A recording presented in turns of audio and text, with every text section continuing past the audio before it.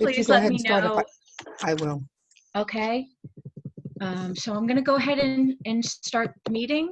Thank you all for being here with us today. Our Parkland Chamber of Commerce board members, city officials, commissioners and staff. I'm not sure if Commissioner Udine is on, but our Broward County Commissioner Michael Udine, all of our elected officials, and thank you for being here to all of our panelists. Today we have a packed schedule, a very informative meeting. We have over 300 participants visiting, we have new members visiting our chamber today, and we encourage all of you, if you like meetings like this, to consider joining our chamber. The Parkland Chamber has maintained our regularly scheduled meetings during this unusual time during the pandemic with e-learning, very important panels and discussions. I'd like to welcome all of our trustee members.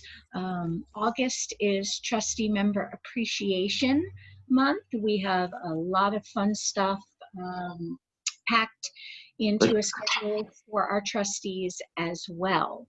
I'd like to invite all of you to join us on August 27th for our joint chamber meeting, which is going to be joint with Coral Springs Coconut Creek Regional Chamber. It should be a ton of fun.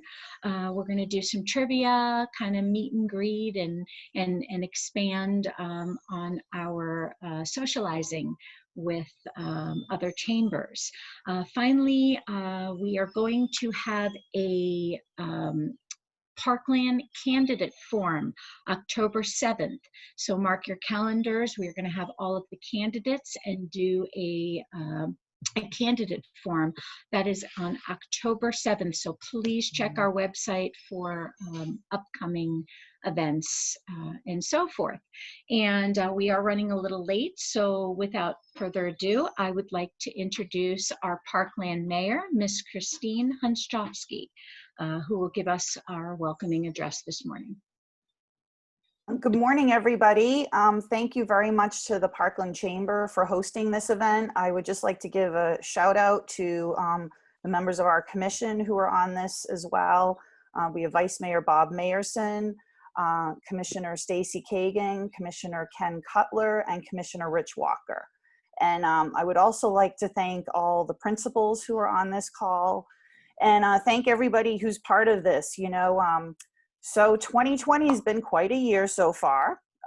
None of us signed up for this. No parents signed up for this. No teachers signed up for this. No principals signed up for this. And yet here we all are. And I would just like to really emphasize with everybody that we're all here because we care about the students in the community. We're all here because we want them all to be successful. And there are just going to be some bumps along the way. There will be some challenges along the way. None of us have got any training on how to deal with a pandemic. And I'm just going to ask everybody to take a deep breath, realize that the principals are here. They are working their butts off. I've been in contact with some of them over the summer. And everybody here wants what's best for and safest for the children and the families. And there might be different opinions of what that looks like, but please know that everybody's intent is good for the well-being of all the children. And I really want to emphasize that because nobody's job is easy right now. I would be remiss if I didn't remind everybody we are still in the middle of a pandemic. Thankfully, some of the percent positive numbers have come down, but they are still over 10%, which means there is still rampant community-wide spread. So please do your best to follow all the guidelines, which includes wearing a mask in public. It also includes being physically distant from people. You can still be social, as we've seen with all these Zoom calls, and make sure you're just adhering to all the guidelines you can. And I would be remiss also if I didn't give a shout out to all our PTAs, PTOs, and PTSOs, because while you might not physically be starting school in the school, I know these volunteers are still working hard behind the scenes. I hope you've gotten the emails from them. If you have not joined your local PTO, PTA, PTSO, please consider doing so. They are often the heart of every school, and the work they do is amazing to support the students and the school, the teachers, the administration in every way. So thank you, everybody. And thank you again to the Chamber for this wonderful, wonderful event. And stay safe and healthy. Thank you so much, Mayor Hunchofsky. Now I would like to introduce the chairman of the Parkland Chamber, Ms. Corlette Duvall. Thank you so much, Nicole, and thank you for that great information that you provided, Mayor. I'd like to ask everyone who is not on the panel to please mute their phones because we keep getting an echo in the background. So if you can go ahead and mute your phones, if you're not one of the panelists, that would be great. So I'd like to start off by welcoming and introducing our panelists. We have a very strong list of panelists that is going to represent all of the schools in Parkland, as well as represent and provide information for Broward County. So first, Lori Haladeff. She is the Broward County School Board member representing District 4. Our second panelist is Cindy Ehrenberg-Seltzer. She is the president and CEO at Children's Services Council of Broward County. Next, we have Yamilka, messed her name up, I'm sorry. Yamilka Gomez. She is the District Relations Manager at Florida Virtual School. And the Parkland School Principals in alphabetical order by schools. We have Meredith Weiss-Schnur. She is the principal of Heron Heights Elementary. Michelle Kefford, the principal of Marjorie Stoneman Douglas. Ms. Julianne Winiger. She is the vice principal of Mary Help of Christian. Arlene Manville, principal of Park Trails Elementary. Joanne Seltzer is the principal of River Glades Elementary School. Gaylor Herrera Castro is the principal of Somerset Parkland Academy. And then finally, Matt Bianchi, who is the principal of West Glades Middle School. Those are the list of our panelists for this morning. And we've requested that you send in your questions for all of the panelists and direct those questions to the specific person. And you've done that. So thank you very much. We have a long list of questions. So what we are going to do is we are going to ask the panelists the questions that were submitted first. If you have questions, please submit those questions in the chat box and direct those questions specifically to Cindy or Kim, and they will get the questions to me. Second, we're also going to keep it simple, we're going to ask the questions of the panelists in alphabetical order by schools. The first panelist that's up this morning is Lori Haladeff. Lori, again, is the Broward County School Board member. And Lori, your first question is, what will the accountability be for virtual learning? Will attendance be taken and recorded daily?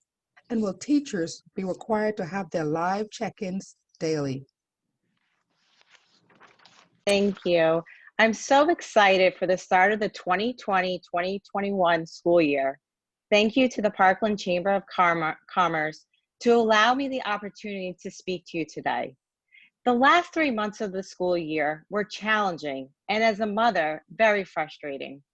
However, we know moving forward that we need to step it up and be more accountable for virtual learning and educating your child. Our mission is to educate all students to reach their highest potential.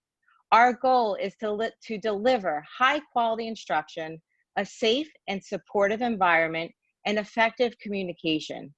Our amazing teachers have been going through extensive professional development, specifically how to teach virtually.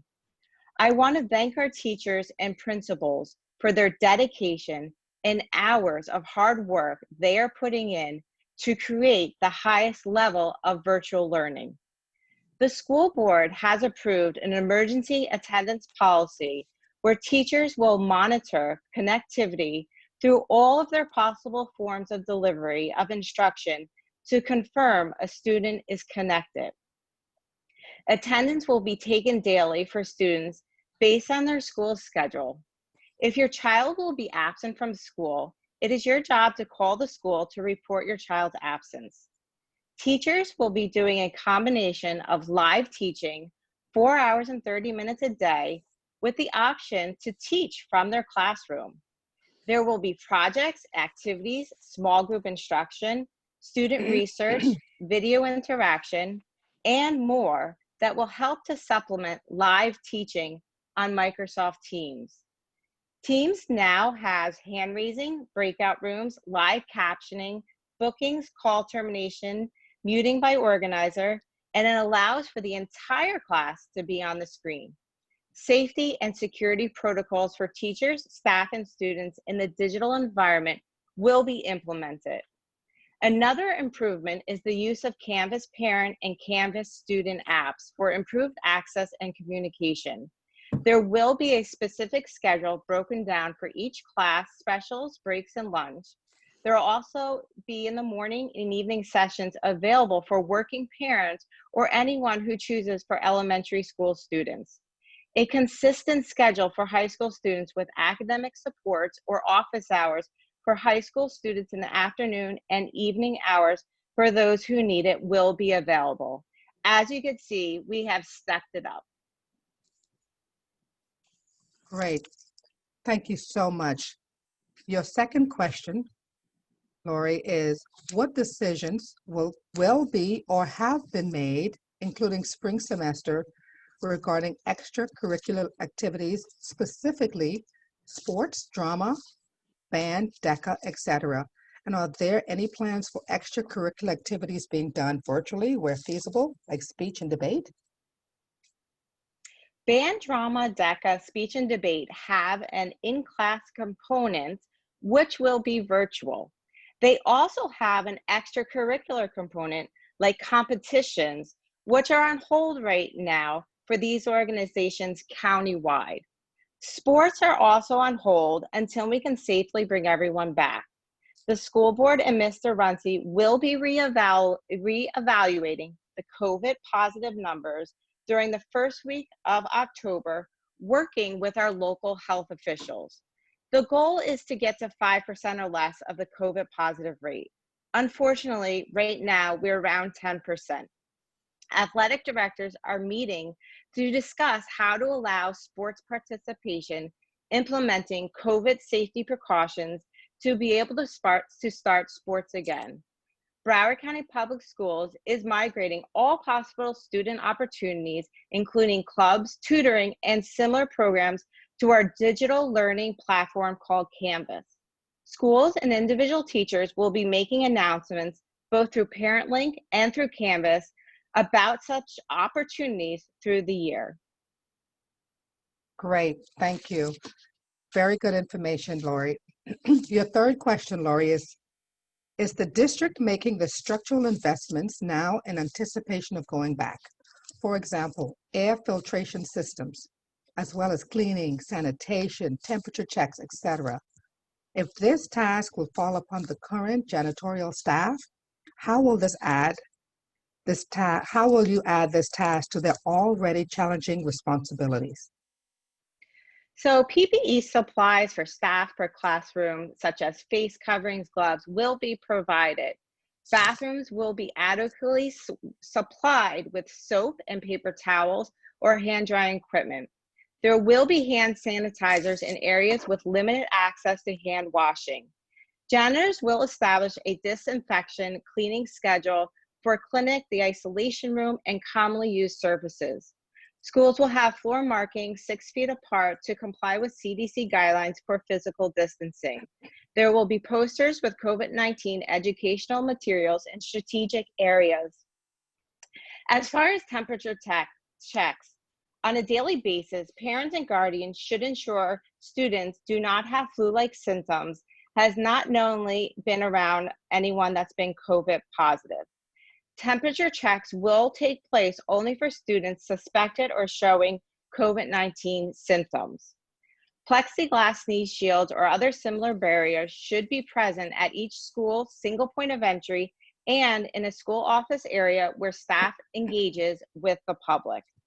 Enhanced daily after-school cleaning will be completed by facilities service persons on the high-frequency touch points within classrooms, hallways, offices, clinics, and isolation rooms.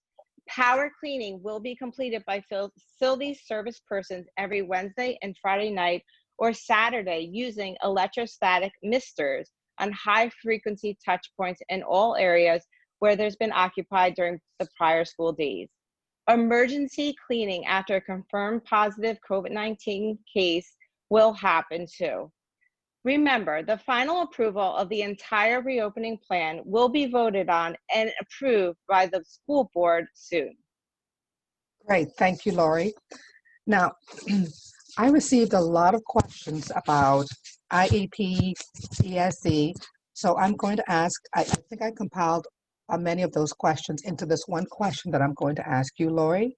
So the question is, how do you intend to make sure students, elementary age in particular, are provided ESE accommodations who are unable to attend to instructions due to behavioral issues? IEP plans were edited for service, but without regard to new or different issues because of virtual instructions. And how are you planning on managing that, getting around that? Teachers have individual student accommodations available to them in the learning management system for ESE, gifted, 504, health concerns, and response to intervention for academic and behavioral support. Teachers, ESE specialists, and other support staff monitor IEP implementation to ensure that accommodations are delivered. During the period of distance learning from March 30th to June 2nd, the district put in place temporary distant learning plans for ESE students to address how instruction would address the needed accommodations during distant learning. These TDLPs will be updated upon the return to school for students on August 19th with each student's new teacher. IEP meetings were held throughout the spring and summer and will continue to be held remotely until return to school. There has been conversations of allowing ESE students to return to campus. No one is forcing teachers to teach in person. These conversations are still being worked out at the district level. If the teachers and students go back, there will be unique PPE needs. There will be possibly of establishing a pilot at a limited number of schools if we can find staff and families of students with disabilities who are willing to participate to begin in-class instruction in schools no earlier than August 31st. Okay. Lori, as the Broward County School Board member, you received a lot of questions, and unfortunately, we are not able to answer all of those questions today. Now, I'm going to ask if there's anything else that you can summarize for us that you were not able to share on those 4 questions. And after the meeting, we are going to send the responses to all of the questions out to the participants. But is there anything else you would like to add right now in summary? Yes, I'm really looking forward to the first day of e-learning for Broward County Schools on August 19th. Although this upcoming school year may be challenging, I am confident that our resilience and dedication will help us clear the obstacles that may present themselves. The teachers and administrators will strive to give our students the best education. We are all in this together, and I know that all the students across the county will be assisted in reaching their fullest potential this school year. My email address is lorialdef@browardschools.com. Please contact me if you would want to continue the conversation, and follow me on Facebook at Lori Aldef School Board. I posted our reopening plan there so you could read in further detail. This coming Monday, the school board will have a workshop to continue the discussion of the reopening of our schools with many more details. A reopening plan has been sent to the state for approval, so we are awaiting feedback and approval. Please continue to communicate with your principal and teachers, and together we will problem solve. Remember, please wear your mask, social distance, wash your hands, and follow CDC guidelines. Together, we will stop the spread. Thank you. Thank you so much, Lori. We appreciate your input and your responses. The next panelist is Cindy Arenberg-Seltzer. She is the president and CEO at Children's Services Council at Broward County. Cindy, your question is, beyond the strictly academic aspects, how can we work within the virtual model to mitigate the negative social, economic impact of physical isolation on our students? Excuse me. Thank you for having me this morning. I'll try to keep my answers brief because I know you really want to get to the principals, but I will say that is a problem that keeps me up at night. We are working with the entire plethora of nonprofit organizations throughout Broward County to offer opportunities for socialization. There are a lot of tools on our website, www.csc for Children's Services Council, cscbroward.org. There are a lot of tips for parents and for children. One thing that might be a little bit of an unusual thought for you, I know both from a social, emotional standpoint and for academic success, our children need community service hours. And Hands on Broward is still offering those opportunities.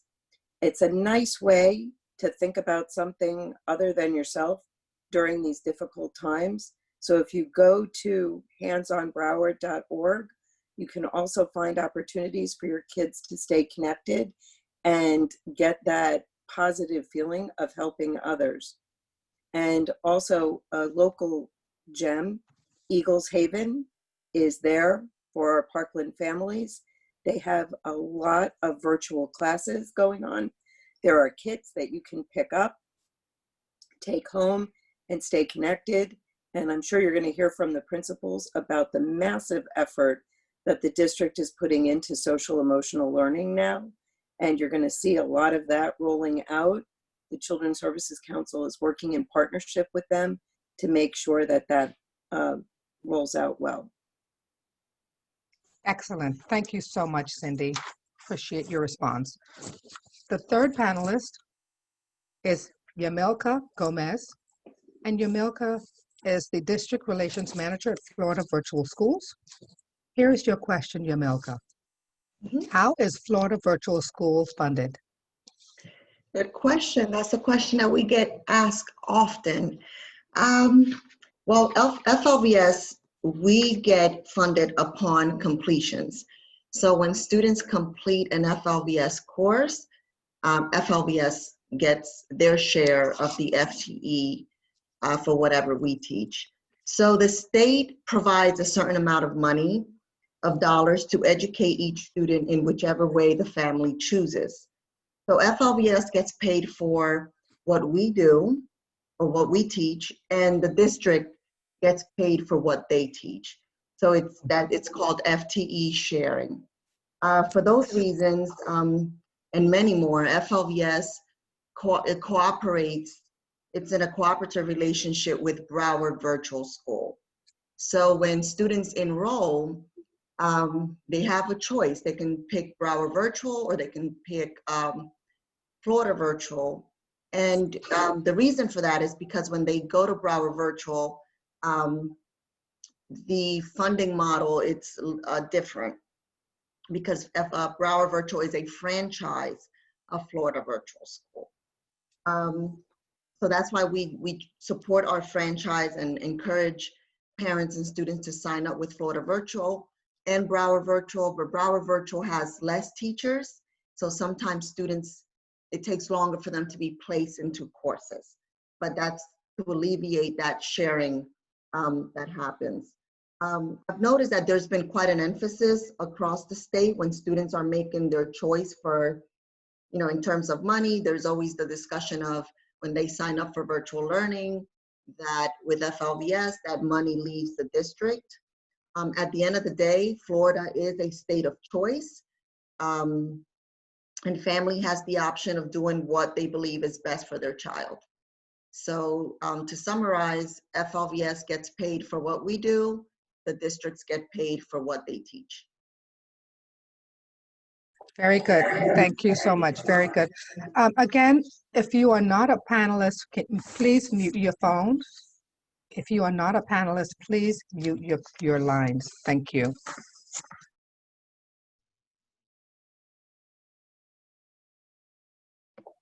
Go ahead. I can't hear you, Corlette. You're muted. Okay. Thank you. Can you hear me now? Yep, I can. I think Cindy just muted everyone. And so when I'm going to be speaking with Meredith Weischner right now. And so Cindy, you may want to unmute Meredith. The next panelist is going to be Meredith Weischner, who is the principal of Heron Heights Elementary. So Principal Meredith Weischner, here's your first question. Are children going to be expected to be logged in and sitting in front of their screens from 8 to 2 each day, not including lunch? Or will the teacher teach for a few hours and then give them assignments to complete for the rest of the day? Good morning, everybody. It's a pleasure to be here. So we're actually in the middle of training all of our teachers on our enhanced e-learning model. And part of that training is looking at different ways of keeping kids engaged. We're actually talking about how we're going to entertain our kids during the school day, because we all know, even for adults, it's a little hard to sit in front of the computer this long. So yesterday I had the pleasure of meeting with our fabulous kindergarten team, because we know for those babies, this is not only a whole new experience, but 5 minutes of attention span is probably the most that we can get. So we're looking at ways to chunk the day with different activities. So yes, we're going to ask that students are logged in from 8 to 2, but we're not looking at direct instruction completely from 8 to 2. There's going to be independent tasks. There's going to be breakout rooms with centers with their friends. We might even just set some breakout rooms where kids can kind of just chat together. So we're going to try and make it as fun as we can with movement and breaks, but we're going to ask that the only time that they possibly log out is during lunchtime. And then other than that, we're looking at other ways to be able to make this as effective as possible, and with the situation that we're in, as fun as possible. We talked about how we're always entertainers as teachers and educators, but in this realm, we're going to be that much more entertaining to keep kids engaged and go into our bag of tricks and be able to try to keep them as focused and engaged as possible. Very good, very good. Your second question is, will there be a virtual meet and greet where parents will get an opportunity to see or meet their child's teacher and go over the tentative schedule that is set in place and start to form some kind of relationship with the teacher? So I was actually really excited to hear this question, because we have a couple of things that we have planned. So we are working on 2 different opportunities for children to meet their teacher. So we're working on individual meet and greets. So parents will be notified from this school who your child's teacher is.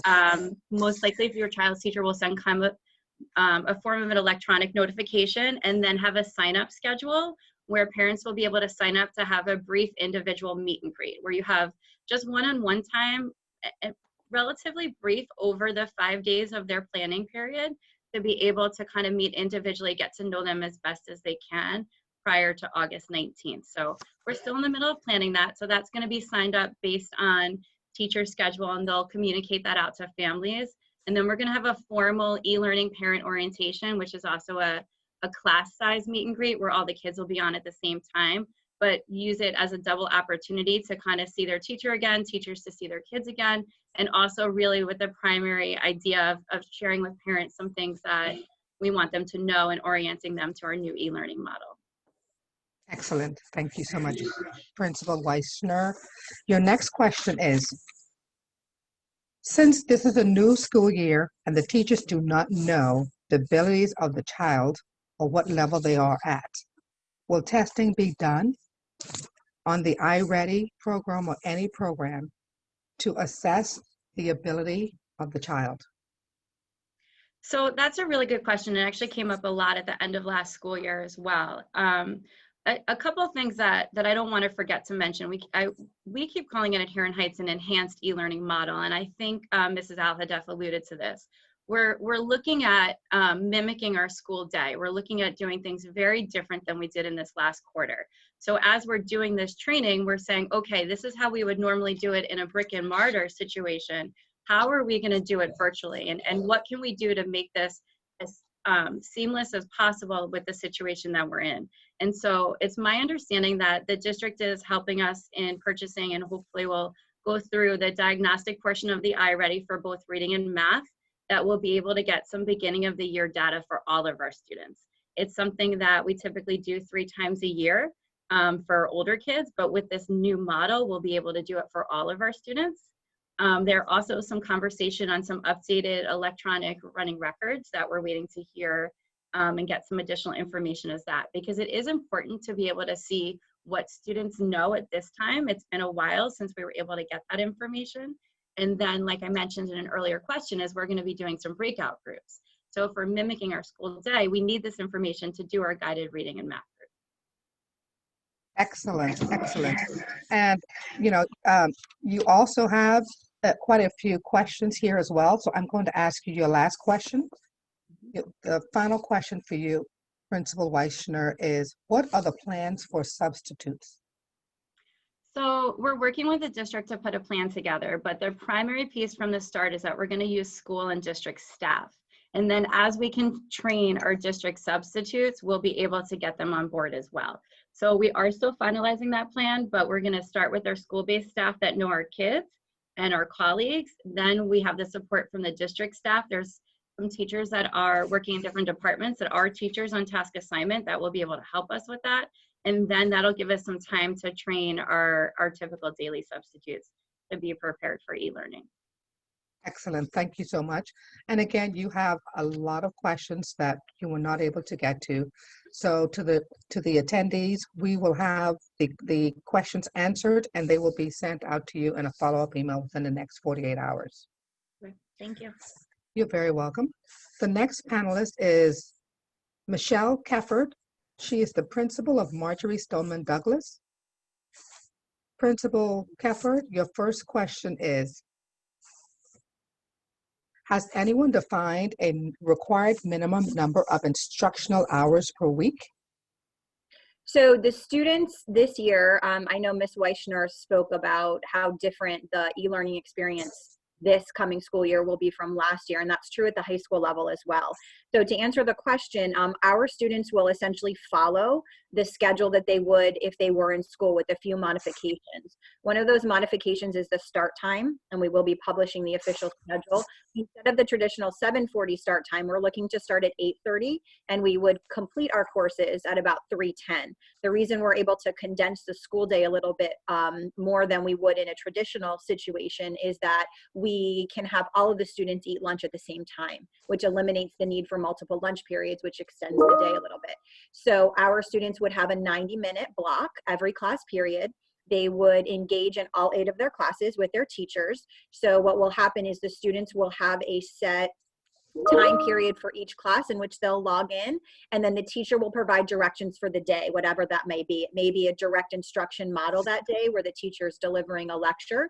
It may be a model where the teacher is guiding the students through a lesson or an activity, or it may be a little more independent where the teacher checks in, does the attendance, and are, let's say, researching or working on some sort of activity or project. But essentially it will mirror as close as we can the regular school day, where they will have the 90-minute block for each of their class periods.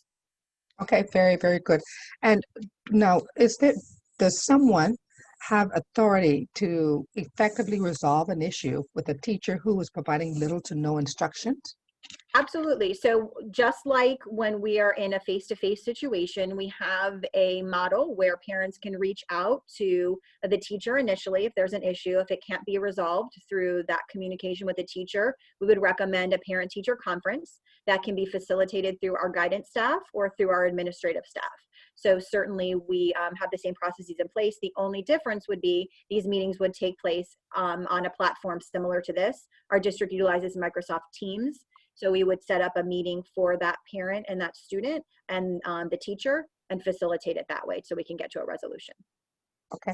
Will the parents be able to evaluate the teachers and meet the teachers prior to the school year starting? When you say evaluate, are you just referring to meeting the teachers or their performance? The question was just evaluate the teachers. I'm not sure to what extent. So what I would say, evaluate the teachers, possibly at this point, meet the teachers before the school year starts. Yes, so we will have an open house. It will be a virtual open house where the teachers will present information. Because of bandwidth abilities, it's very hard to do that live. So we will have probably something pre-recorded for our parents to view. We're still working on that piece as we speak. And then there is always the opportunity for that one-on-one conversation. So parents would set that up with the teacher. We are working with our teachers also to establish a time during the day in which they are most accessible should a parent need to reach out. Generally here at the high school level, we do our conferences and meetings prior to the start of the school day. We're looking to institute that in the e-learning model as well, where our day would start at 8:30. So that conference time period would be from 8 to 8:30. Beautiful. Okay. Okay, sounds good. And I think this question may be a duplicate, but I'm going to ask this question anyway, and this is your last question, Principal Kefford. All indications are that school will be fully virtual for at least the first quarter. What changes will we see versus the system that was in place from last spring? And how can we ensure that our students are getting the highest level of instructions and the amount of engagement they need? So I think I spoke to what the model looks like. It is very different. What we want to do and what we strive to do is make sure that we keep as much continuity and as possible for our kids, because there will be that switch when they move from the virtual platform back into the face-to-face platform. So we want them to have that schedule, down pat.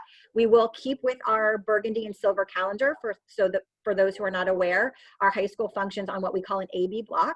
So students they have a total of 8 classes in which they're enrolled.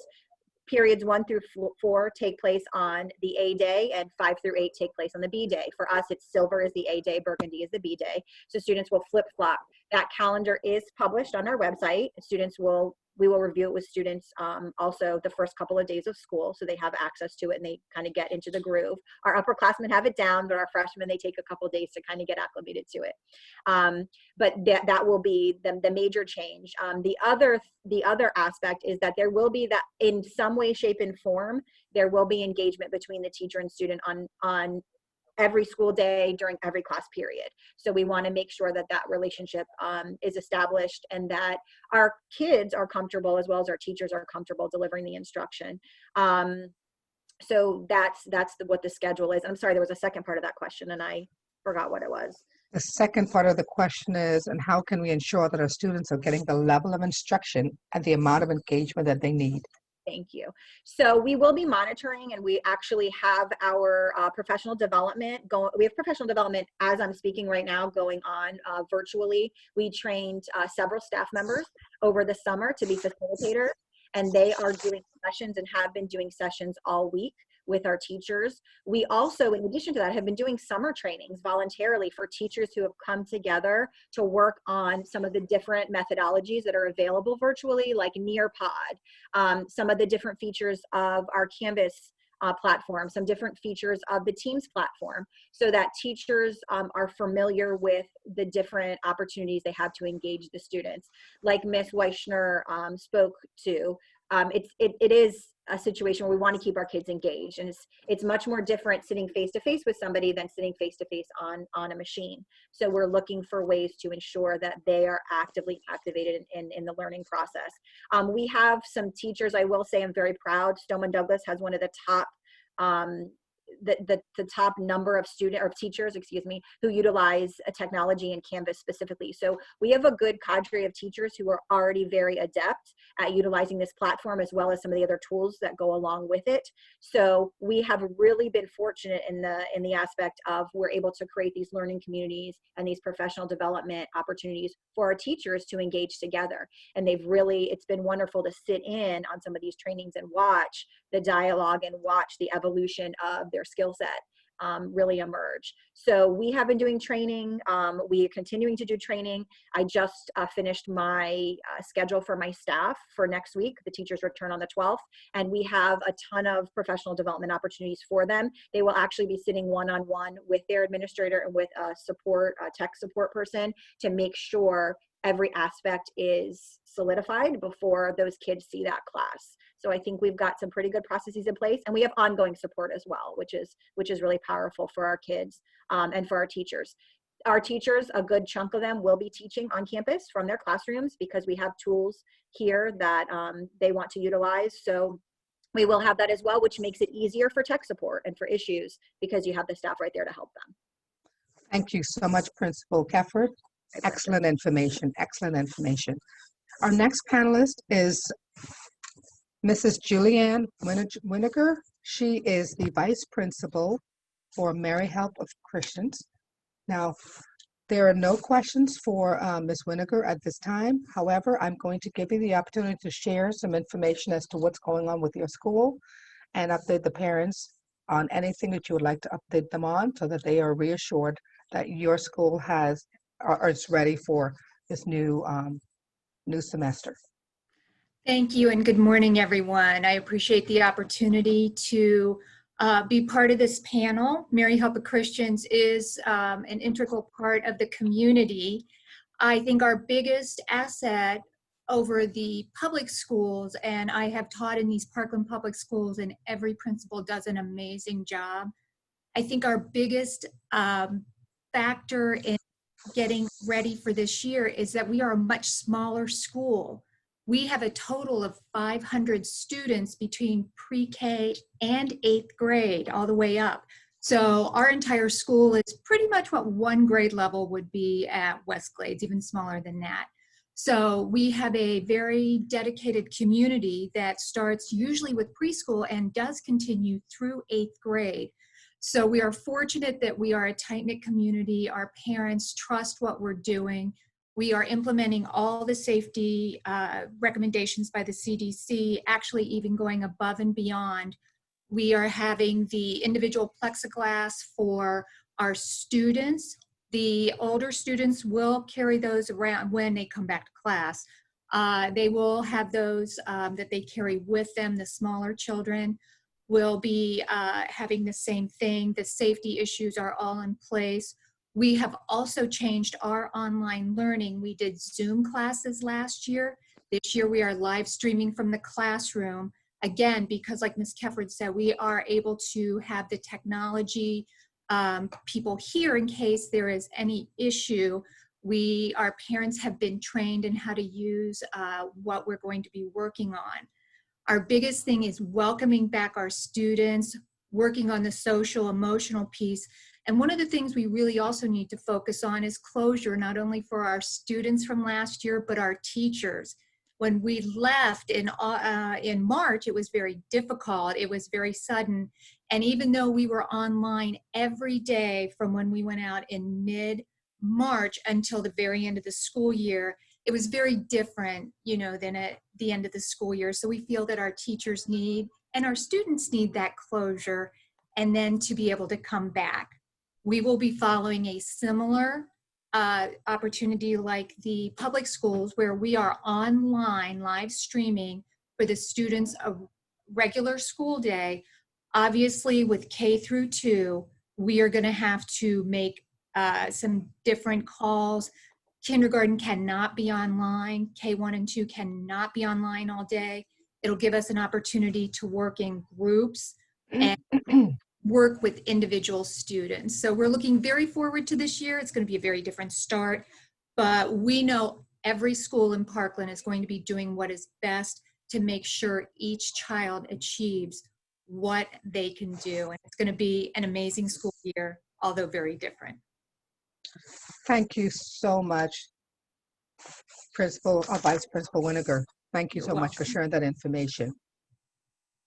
I see that we are constantly getting in questions in the chat box. Keep the questions coming. If we can get through these questions, we may have time to go through the questions that are being submitted through the chat box. Our next panelist is going to be Arlene Manville. She is the principal of Park Trails Elementary. Principal Manville, your question is, what is the plan for allowing aftercare and enrichments in school? The CDC guidelines allow for groups of 10. So I would be curious if they will allow after-school activities and enrichment programs, because those enrichment programs help many families and are vital for the families to ensure that their children are safe after school. Thank you. Principal First, Manville? yes, thank you for allowing me to come and providing this forum for all of our families in our community. Obviously, when we're starting school remote, we do not have an aftercare program. However, once we do come back into brick and mortar, the aftercare program that we do offer is going to be following CDC guidelines. So those groups will be smaller. We will have more social distancing between the students, and all of the protocols will be put in place for our aftercare programs. As far as clubs, we are actually going to be offering some of our clubs virtually. So we'll still have our music program, we'll still have robotics, and they'll be having an opportunity to do those clubs remotely. So those students that are going to be taking violin will have the opportunity to check those out. Those students that are going to be working with the robotics team will have the opportunity to check out a robot and do that virtually as well. So we are still going to try to, as much as possible, offer the extracurricular activities as part of our program. So those will be after school clubs that will still, in some cases, will still go on. We'll still have our media team that's going to be doing morning announcements for us. So we're hoping to provide as many of those opportunities as we can virtually. Okay, very good, very good. Your next question, Principal Manville, is, will the students receive textbooks? So all of the textbooks are available online, but what we realized last year was that some students really benefit from having something in their hands. So we are going to be providing the workbooks for students. Our teachers are also putting together packs of manipulatives. And on Tuesday, August 18th, we're going to be organizing a drive-by where parents are going to be able to come and pick up workbooks and the manipulatives that the teachers feel that would benefit them to be doing the online learning, the virtual learning. So we will have those available for our parents. Very good, very good. Your next question is, how much instruction time will a teacher have with each student? Is it going to be live instruction, or is it going to be pre-recorded, or a combination of both? So Ms. Aladaf did a really good job explaining what that day will look like. And all of our teachers will have a schedule. All of the parents will be getting those schedules. They'll actually be posted online next week. So we're finalizing those schedules. And every student in the school will start the day from 8 to 8:30 with a live session with their teacher. That will be an overview of what their day will look like, an explanation of the activities that they're expected to complete at the end of the day, reviewing any assignments that they're expected, and just kind of a major check-in. And then there'll be live instruction, whole group in reading and math and science. And then there'll be separate breakout sessions for small groups, and it'll be staggered throughout the day so that they will have breaks in there. There will be recess breaks, there will be lunch breaks. And I think that Ms. Weichner did a great job explaining as well. We're all working on those schedules to make sure that students are engaged, but they're not expected to sit in front of the computer straight for the full day. Right. So as you can see, a lot of the questions are overlapping because parents have the same questions. The difference is their kids may go to a different school. So I wanted to ask some of these questions because I want the parents who go to your particular school or any particular school to ensure that their questions are being answered so that will reassure them. Yes, I have your last question for you, Ms. Manville. what will be the expectation regarding homework? So much the same way we do homework in school is just an extension of learning. And I think that the work that's being assigned in school that the teachers are working with, there's going to be instruction, and then there's going to be an opportunity for students to do independent work. The only extra work that students would have to do would be to read and to further engage in learning and exploration. It wouldn't be something that there's not going to be extra practice. That time will be allowed for during the day. Okay, great. Thank you very much, Principal Manfield. I am going to the next panelist, which is Joanne Seltzer, Principal of Riverglades Elementary School. So Principal Good morning, Seltzer, everyone. good morning. Principal Seltzer, your first question is, will laptops be distributed at Riverglades for those students who opted out last year? Absolutely. A survey was actually sent out last week, and we have actually a large number of students or families that need laptops. So we're actually getting them ready as we speak so that they can be distributed and in the hands of the students ready to go for the first day of school. Wonderful, outstanding. The next question for you is similar to the question for Principal Manville. Will the parents be able to pick up their children's textbooks before school starts? Yes, we are also having a distribution day where many of our teachers will be participating. So they will actually get to meet some of the teachers on that day as well. But it will have textbooks, it will have math manipulatives, it will have any materials that the teachers feel are important to help with that student instruction. So all of that will be packed in a bag. If parents cannot make it on the day and time for their child, then they will be able to call the school and make an appointment to pick up the materials. So we have all of that as well. Great, great. Your next question is, will we be provided with daily schedules for our children? Yes. Including meeting times with the teachers prior to the first day of school. So essentially parents want to know what's going on with their child. They want to see a schedule. Will that be provided before school starts?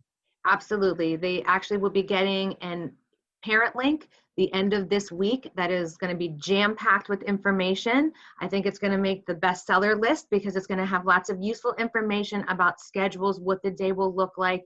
And just like the other principals had mentioned, we are going to have a regular day from 8 to 2. There will be whole group instruction, small group instruction, breakout groups, time for students to work together. We have we're mimicking the regular brick and mortar day as much as possible. We do have a school-wide lunchtime. So if you are a parent and you don't have to make lunches 3 times, so all the children in the household will have the same break if they're in the elementary school. So we're trying to come up with ways to meet the needs of our families in this virtual world. In addition, our ESE teachers will also be pulling students out, and they'll have specific times so students will get their live instruction from ESE teachers as well. So we are trying to just kind of combine everything together. Was there another part to that question that I missed? No, that's it. That's it.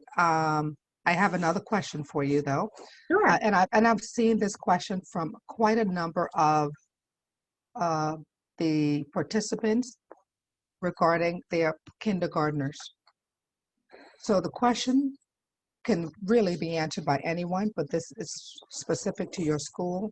Principal Seltzer, how is the school, the district, or teachers holding my 5-year-old kindergartner accountable for work, especially when both parents are essential workers? So And I think there's so many variations to that question that I've heard. So let me just kind of combine some of the questions. How are you going to keep the the kindergartners, the 5-year-olds engaged? If the parents are working, who is going to be there to ensure that the kindergartner is doing their work? So that's going to be a challenge. It absolutely is a challenge. And as a parent myself, this is difficult across the board. However, like Ms. Weischner had mentioned, our kindergarten teachers are performers, and they are working to keep the students engaged. As hard as it is to have a student, we wouldn't expect a kindergartner to sit on a computer from 8 to 2.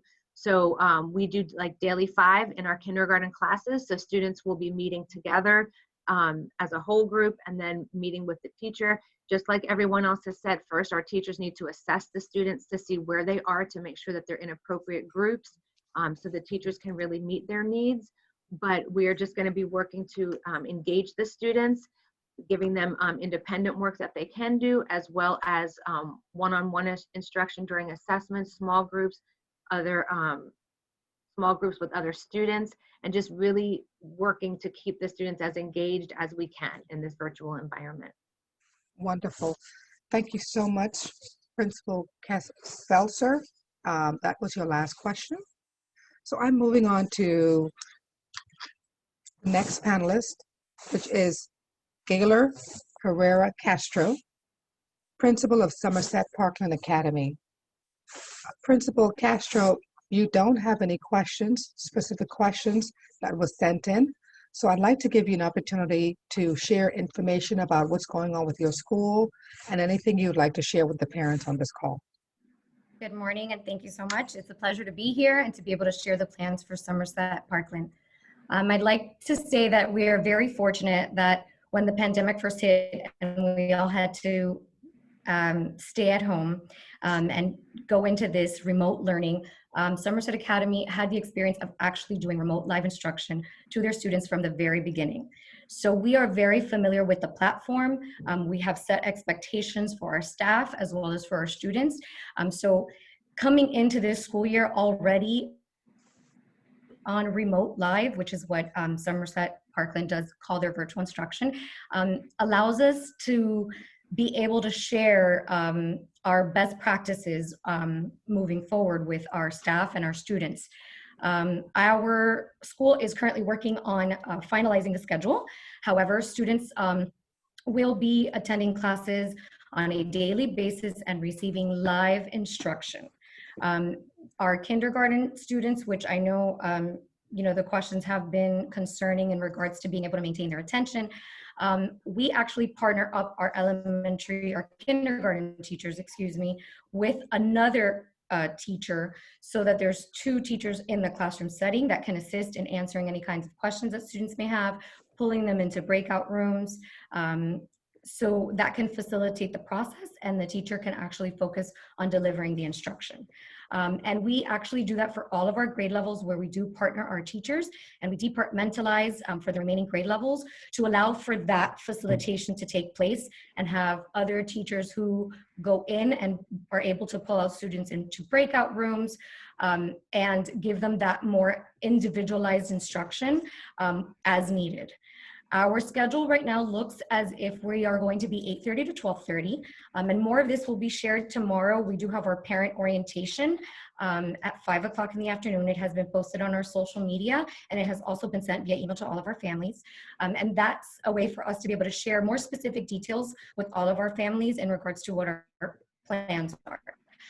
But our school schedule will be about 8:30 to 12:30. Everybody will break for lunch at 12:30, and then there will be some independent learning and some time for small group instruction, which will include enrichment activities as well as interventions.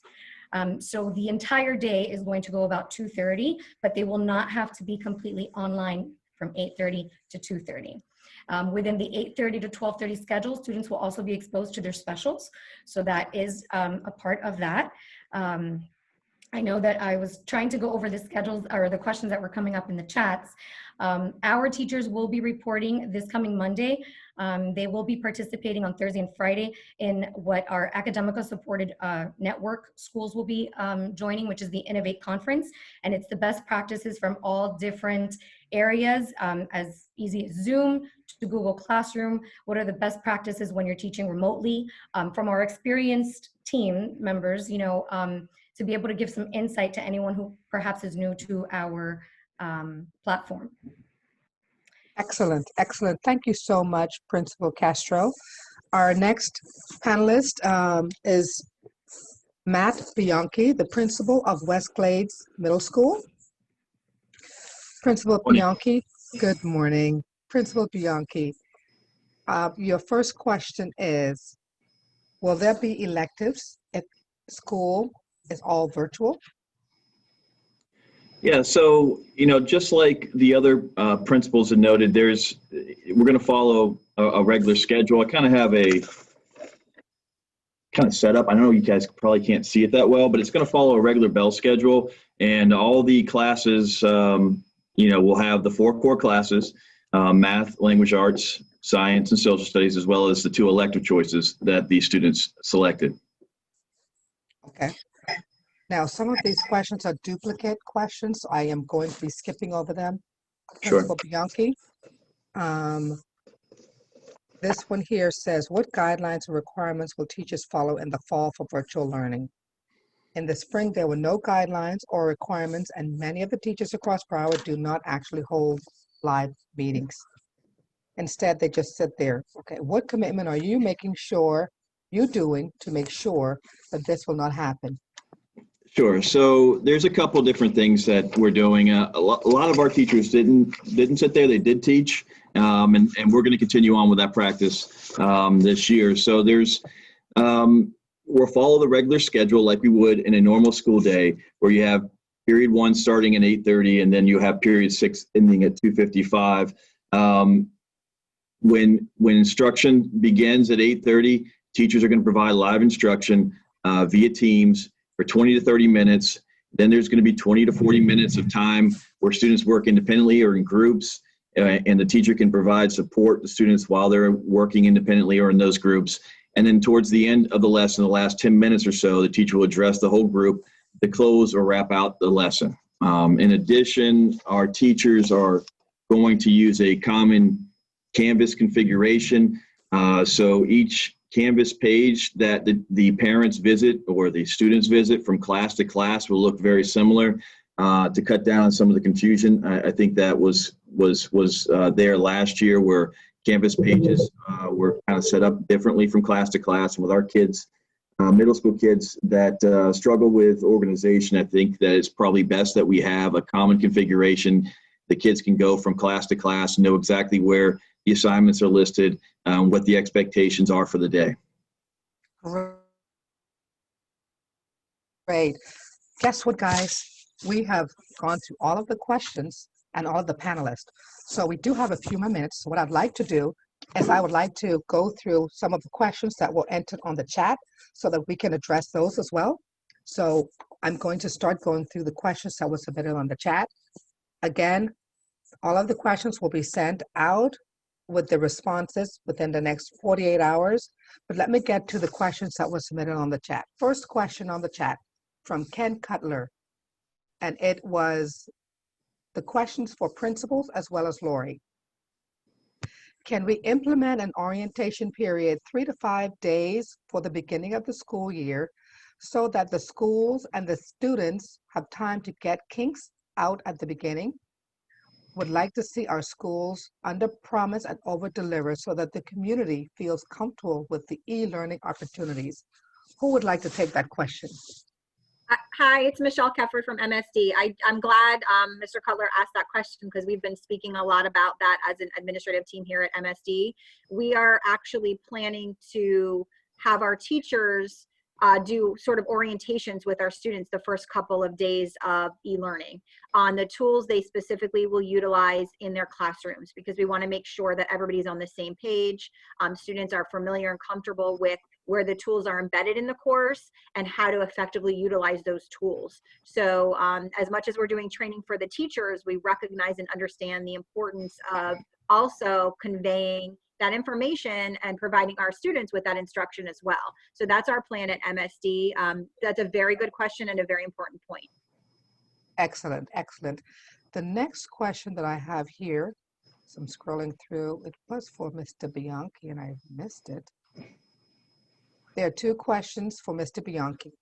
I am a parent of an incoming 6th grader. Will teachers require children to have their cameras on during class? I think it is important that children be held accountable during the day and to encourage participation. Having cameras on will certainly assist that process. And secondly, do you have any planned virtual orientation for incoming 6th graders? So a couple things there. we are going to ask the students to have their cameras on. Another thing that we've been talking about as well is having the, when you're on virtual learning or e-learning, teachers can record their lessons. And that's been somewhat of a discussion point that we're working out now. And it kind of goes back to this point where if we record lessons, then students can come in later or they won't be paying attention during lessons. So we're trying to make sure we create the right policy for that. But right now, the kids are going to be required to have their screens on. And as far as the orientation goes, I sent out a video to the community that kind of outlines what school will look like when open house is, how to get laptops. So that information's been sent out. It's on our website. It's there. What we intend to do is to have open house before school starts on Monday, August 17th. So that way our parents and our students will have time to adjust to be able to go on and really get to know their teachers and how things will work before the school day, before school starts. Okay, very good, very good. Thank you, Principal Bianchi. The next question goes out to anyone who will take it. The question is, I've yet to hear about expectation for when we will revisit going back to school. Clearly, we do not know what the virus will do, but there is a general time frame for when it may be considered. For those of us who work, it's something employers have been asking. I'd like to be able to say Broward County will revisit after fall break, after winter break, not at all this year, etc.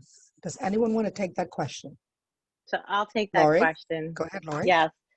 So the start of October, the school board and Mr. Runcie, we will be reevaluating the COVID positive numbers, working with our local health officials. We also, after that, will be reevaluating every few weeks. Our goal is to get our students and teachers and everyone back to our brick and mortar schools, but we have to do it in the safest way possible. And right now our COVID numbers are way too high. And so once we can get to 5% or less of a COVID positive rate, and we are watching this daily because we want to get back to school. And so I think that answers the question, but we are definitely monitoring it. And then we will reevaluate it the start of October. Thank you. Okay, thank you very much.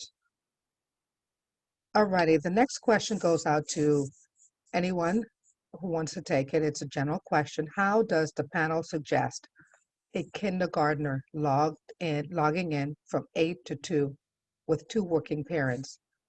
How do we keep that kindergartner focused, and what suggestions do you have to help the parents with that kindergartner?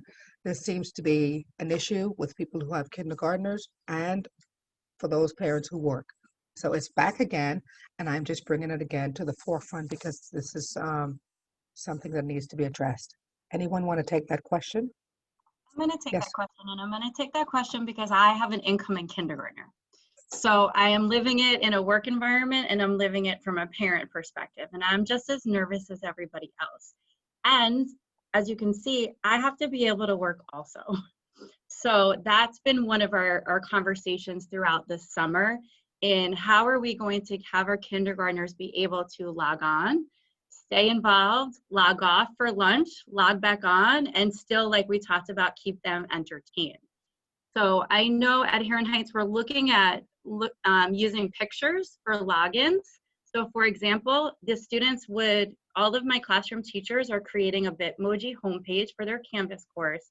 So the only place kindergartners and really anybody has to go is that Bitmoji classroom logging into Canvas. So obviously we're gonna need some parents' help in logging. So for example, I've been using the example of a picture of a clock. So all kids need to do is click on that clock. When they click on that clock, they're logged in and they're now live with their teacher. And every other direction comes from their teacher. So past that, if it's art time, there might be a picture of a paintbrush if they have to log into their live art class. So we're looking at different strategies to be able to help our little guys be able to log in. And I use the example of my child all the time, because whether he's going to be working from home or he's going to be working in my conference room, because I have to be able to support him just like other working parents, is I want to be able to train students. And we also had a long conversation with kindergarten yesterday about, once you show students where they need to go a few times, definitely more than once, and going back to the conversation that somebody else said, is we need a few days, a few weeks to be able to practice the routines.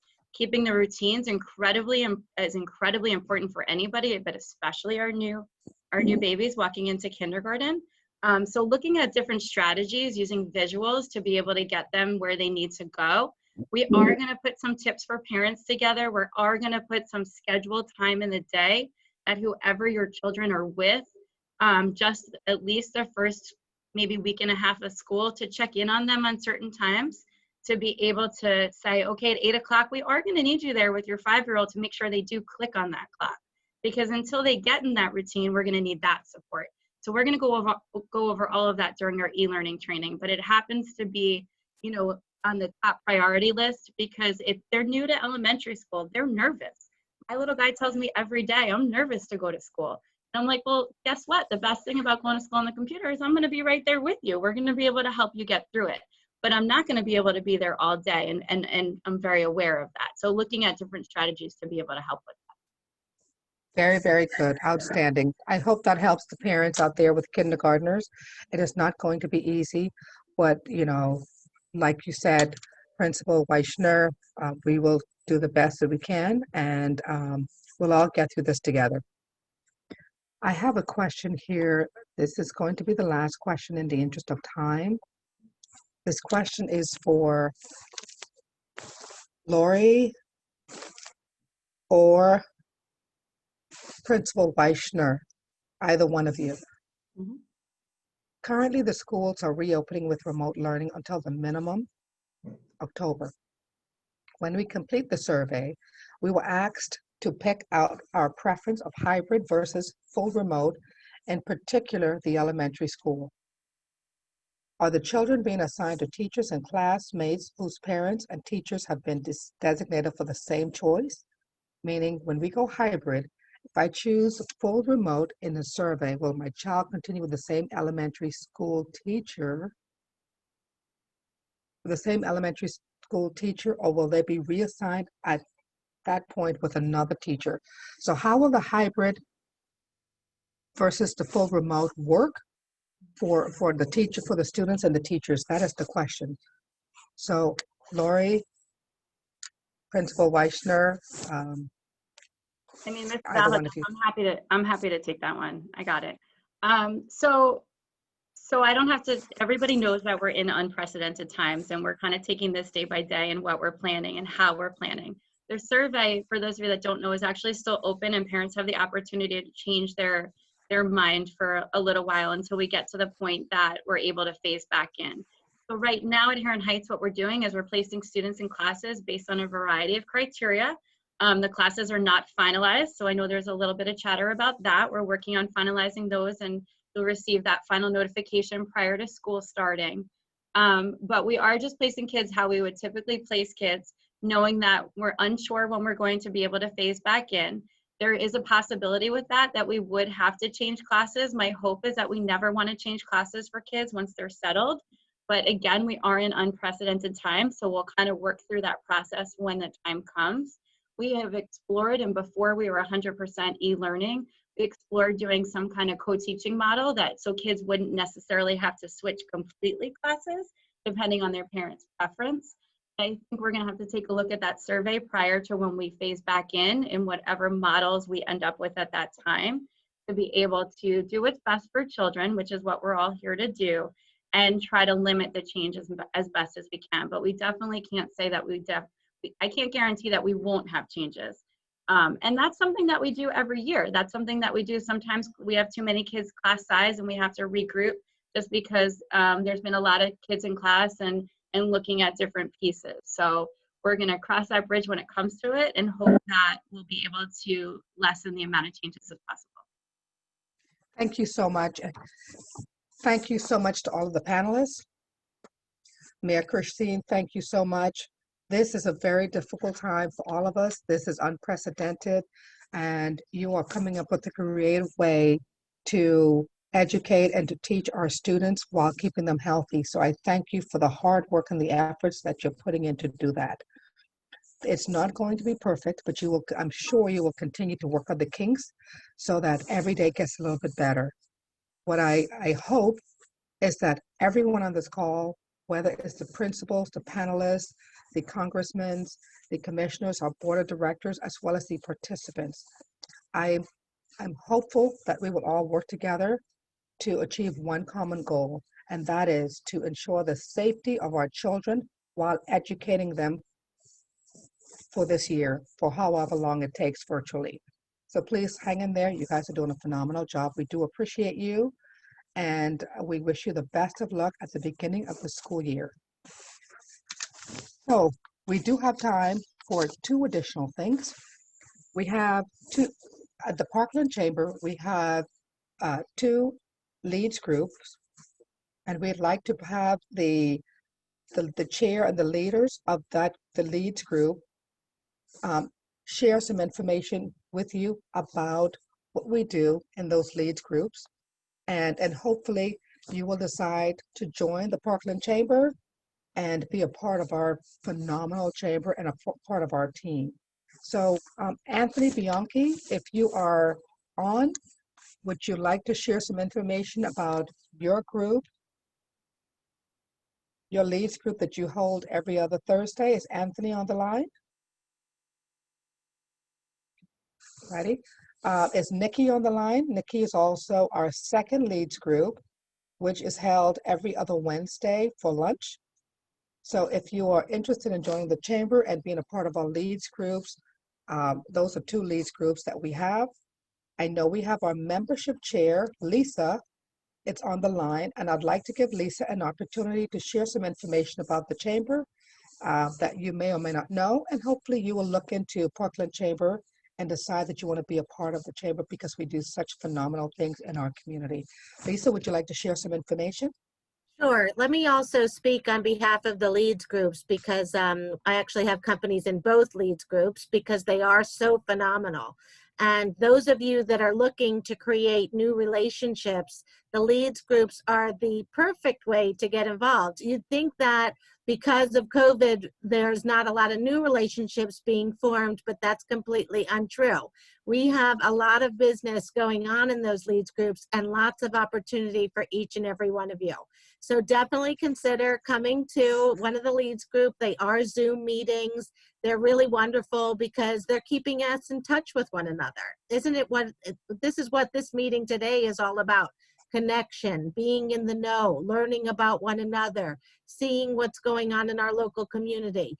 We can still do that through the Parkland Chamber. And I'm so proud of all the work we're doing, all the great information we're bringing to the community, and you should be a part of it if you're not already. It's a very affordable membership. There's no reason why you shouldn't join, jump right into the leads group and be a part of this great chamber. And I welcome everyone to call me. I put my phone number in the chat. If anyone has any questions about membership, I'm happy to help and help you become a member of this great chamber. Great seeing everyone today. Stay safe and be well. Awesome. And I would also like to ask Alice Mass, who is in charge of programming at the chamber, to also share some information about what his responsibilities are as the programming chair of the chamber. Alice? Hey, thanks, Corlette. Well, I certainly can't take credit for all the amazing stuff that's been going on over these past